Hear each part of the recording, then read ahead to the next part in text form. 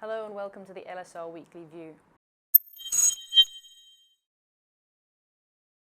I want to use this video to give you guys a look into the sort of grand plan, so to speak, of the notes that we're doing on the global implications of Japanese and Euro area QE. Why are we doing this analysis now? Well, it's our concern that inflation in the US will eventually outpace market expectations in 2017 as sturdy demand plays out against a weakened supply side and wages and inflation spur each other along. However, for now, real wage growth may even moderate in the US, as wage negotiations typically reflect inflation 6 quarters previously.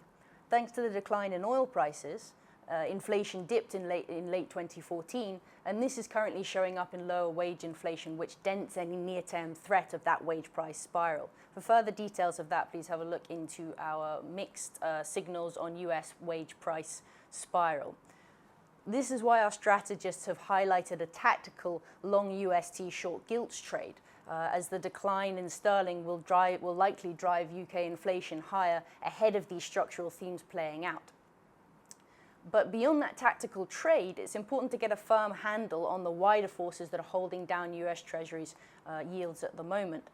So with our note last Friday, we laid out the influence of the ECB and the BoJ on US capital markets, showing how outflows from both the Euro area and Japan are helping to depress yields in the US. With yesterday's note, we continued this investigation, looking at the picture from the Japanese perspective and exploring the major flows and, importantly, who controls the purse strings.